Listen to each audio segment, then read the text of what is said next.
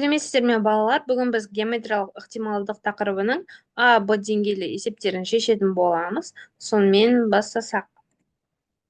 Ең бірінші бізде үстелге ойын сүйегі лақтырылды. Ойын сүйегінде 4 ұпайдың және екінші шартында ойын сүйегінде жұп сандардың түсу ықтималдығын табуымыз қажет екен. Бұл жерде біз бірінші шартты анықтап алайық. Ойын сүйегінде 4 ұпайдың түсу ықтималдығы. Бұған дейін біз бұл есептерді қарастырып кеткен болатынбыз. Менің каналымнан көрсеңіздер болады.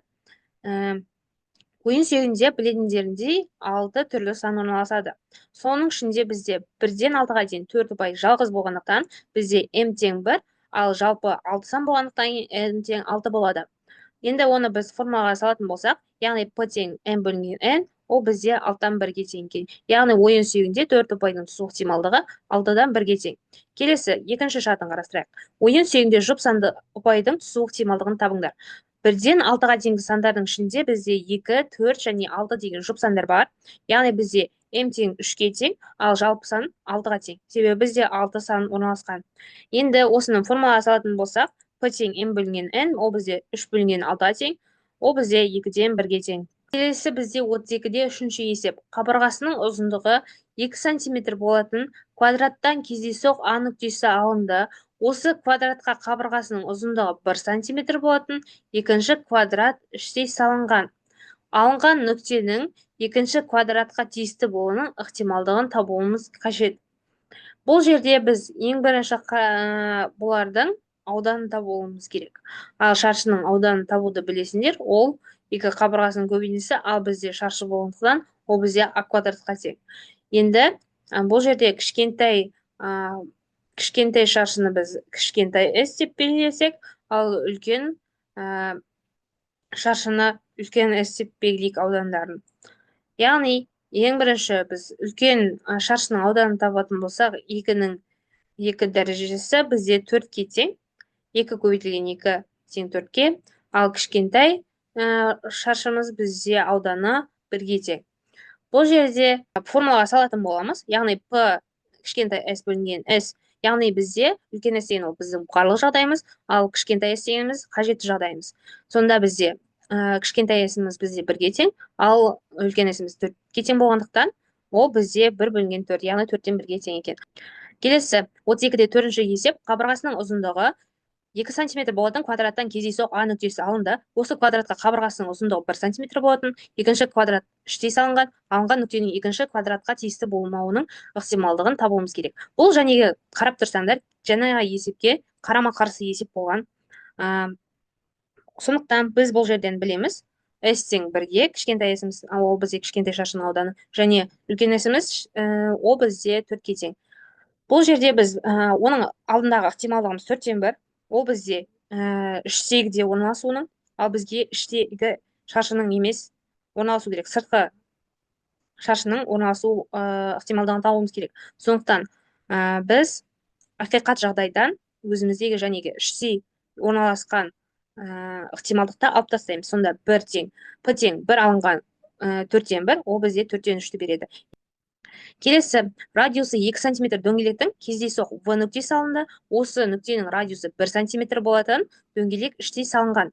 В нүктесінің іштей салынған дөңгелекке тиісті болуының ықтималдығын табуымыз қажет.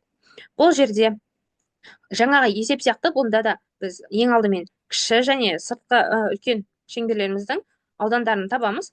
Яғни ең бірінші кішкентайымызды тапсақ, ол бізде шеңбердің ауданы білесіңдер πr квадратқа тең. Сондықтан біз радиусы 1 болатын шеңбердің ауданын тапсақ, ол бізде π-ге тең. Ал келесі үлкен шеңбердікін тапсақ, 2-нің квадраты көбейтілген π, ол бізде 4π-ге тең. Сонда жаңағы формуланы қолданамыз, яғни P бөлінген S бөлінген кішкентай S бөлінген S, ол бізде π бөлінген 4π, пилер қысқарып кетеді, сонда бізде 1 бөлінген 4-ті береді. Келесі бізде 32-де 6-шы есеп, радиусы 2 см дөңгелектен кездейсоқ В нүктесі алынды. Осы дөңгелекке радиусы 1 см болатын дөңгелек іштей салынған. В нүктесінің іштей салынған дөңгелекке тиісті болмауының ықтималдығын табуымыз қажет. Бұл жерде де жаңағы есепке қарама-қарсы есеп. Және біз не істедік? Бірден бізде пайда болған ықтималдығымызды азайтып тастадық. Ақиқаттан бізге қажет емес оқиғаны алдық. Яғни, сонда бізде ең бірінші аудандарын жазайық. Кішкентай S-іміз бізде π-ге тең болды, ал үлкен S-іміз бізде 4π-ге тең болды. Ол жерде сонда пи тең п тең бір азайтылған пи бөлінген 4пи. Бұл жерде пилеріміз қысқарып кетеді деп 1 бөлінген 4-тен 1-ді береді. Сонда бірден азайтып тастасақ, ол бізге 4-тен 3-ті береді. Келесі бізде 32-де 7-ші есеп. Радиусы 3 см шардан кездейсоқ В нүктесі алынды. Осы шарға радиусы 2 см болатын шар іштей салынған. В нүктесінің іштей салынған шарға тиісті болуының ықтималдығын табуымыз қажет. Бұл жерде біз алдыңғы есептерде аудан табуды есептесек, енді бұл бізде шар берілгендіктен біз көлем табатын боламыз. Ең бірінші бізде кішкентай шардың көлемін табайық. Яғни ол бізде шардың көлемін табу формуласын білесіңдер. В тең 3-тен 4 пи р кубқа тең. Сондықтан ол формуланы салатын болсақ, В тең 4 бөлінген 3 пи көбейтілген 2-нің куб дәрежесі. Сонда бізде 2-нің кубы, ол бізде 8-ге тең, ол бізде 4-ге көбейтіледі. Сонда 32-ден 32 бөлінген 3 пиге тең екен. Бұл бізде кішкентай шардың көлемі. Келесі енді үлкен шардың дәл сол формуламен анықтаймыз. Ол бізде 36 пиге тең екен. Енді бұл жерде жаңағы үлкен шеңберіміз барлық жағдай болғандықтан, одан біз қажетті жағдайымыз кішкентай бар. Сондықтан біз жаңағы формаға саламыз. Ол бізде П тең В кішкентай бөлінген В үлкен. Оны біз жаңағы тапқан көлемдерімізді орналастыратын болсақ, сонда бізде 32-ден 3 пи бөлінген 36 пи. Ол жерде бізде 3 бөліміне түседі, сонда көбейтілген болады. 32 пи мен пи қысқарады, 32 бөлінген 108. Оны біз қысқартатын болсақ, 8 бөлінген 27. 27-тен 8-ге тең екен. Келесі бізде 32-де 8-ші есеп. Радиусы 3 см шардан кездейсоқ В нүктесі алынды. Осы шарға радиусы 2 см болатын шар іштей салынған. В нүктесінің іштей салынған шарға тиісті болмауының ықтималдығын табуымыз керек. Бұл жаңағы есепке бізде қарама-қарсы есеп. Оны біз көлемдерін білеміз. В тең 32 бөлінген 3 пи және В тең 36 пи. Бұл жерде бізде кішкентай және үлкен шардың көлемдері. Және біз істеп жатқан амалдарды қайталайтын боламыз. Яғни бірден бізге қажет еместі азайтып тастаймыз да бізге қажетін аламыз. Яғни П тең 1 азайтылған 32-ден 3 бөлінген 36, ол тең бізде 1 азайтылған 27-ден 8, ол тең амалды орындайтын болсақ, 27-ден 19-ға тең. Яғни В нүктесінің іштей салынған шарға тиісті болмауының ықтималдығы 27-ден 19-ға тең екен. Бұл мына сурет бойынша сәйкесінше орындалады екен. Келесі бізде 32-де 9-ші есеп, ұзындығы 12 см болатын АВ кесіндісінен кездейсоқ С нүктесі алынды. АС кесіндісінде салынған шаршының ауданы 36 см мен 81 см квадраттың аралығында болуының ықтималдығын табуымыз қажет. Бұл жерде біз аудан 36 мен 81-дің арасында жатыр делінген. Осы арқылы біз шаршының ауданын білесіңдер, ол бізде А квадратқа тең. Яғни біз Аларын табу алуымызға болады, яғни А ұзындығын табу алуымызға болады. Ол бізде 6 мен 9-ның арасында жатады. Себебі бізде 6-ның квадраты 36-ға тең, 9-ның квадраты 81-ге тең. Бұл жерден біз ұзындығы 12 см болатын. Бұл жерден біз А қажетті жағдайымызды тауып алдық. Енді бізде ұзындығы 12 см болатын дейді. Бірақ біз 0-ден не үшін бастамаймыз? Себебі ауданын 0-ге болатын, 0-ге тең, ауданын 0-ге тең болмау керек. Сондықтан біз 1-ден 12-ден бастап санаймыз. Сонда n тең 1-ден 12, бізде онда 12 сан бар. 12 сан орналасқан. m тең бізде қажетті жағдайымыз 6-дан 9-ға дейін. 6, 7, 8, 9 сандар орналасқан. Яғни ол бізде 4 сан орналасқан. Бізде қажетті жағдайымыз 4-ке тең, ал барлық жағдайымыз 12-ке тең. Енді формула салатын болсақ, классикалық формуласын салатын болсақ, m бөлінген n, ол бізде 4 бөлінген 12-ке тең. Оны біз қысқартып жіберсек, 3-тен 1-ге тең болады екен. Бізде 32-де 10-шы есеп, 1-ден 10-ға дейінгі кесіндісінен сан кездейсоқ таңдалынды. Осы сан x квадрат алынған 5x қосылған 6 кіші 0-ден теңсіздігінің шешімі болу ықтималдығын табуымыз қажет. Ең біріншіден біз бұл жердегі теңсіздікті шешуіміз қажет. x квадрат алынған 5x плюс 6 кіші 0-ден. Бұл жерде біз бұны квадраттық теңдеу деп қарастырып, шешетін түбірлерін табу алуымыз керек. Яғни ең бірінші біз дискриминантын табамыз. Ол бізде 5-тің квадраты 25 және алынған 6 көбейтілген 4, ол бізде 24-ке тең, тең 1-ге. Енді біз бұлардың түбірлерін табайық. Сонда x1-міз 2-ге тең, x2-міз тең 3-ке тең. Енді сан аралығына салатын болсақ, 2 мен 3, енді таңбаларын қояйық. 2-ден бұрын сандар орналасқан, мысалы 0-ды алатын болсақ, x-дің орындарына қоятын болсақ, бізде 6 оң сан шығады. Сондықтан плюс минус плюс бізде теріс аймағы керек. сонда 2 мен 3-тің арасы. Ол бізде 2 мен 3-тің арасы, бірақ екі жақта кірмейді. Сондықтан оның арасында 0 бүтін сан орналасқан. Келесі бізге барлық жағдайымыз 1-ден 10-ға дейінгі, онда бізде 10 бүтін сан орналасқан. Бірақ бұл жерде бізді жәнегі қажетті аймағымыз 0 болғандықтан, сәйкесінше ықтималдығымыз да 0-ге тең болады екен. Екінші шарты 1-ден 10-ға дейін кезіндісінен сан кездейсоқ таңдалынды. Осы сан x квадрат алынған 5x алынған 6 үлкен 0-ден теңсіздігінің шешімі болуының ықтималдығын табуымыз қажет.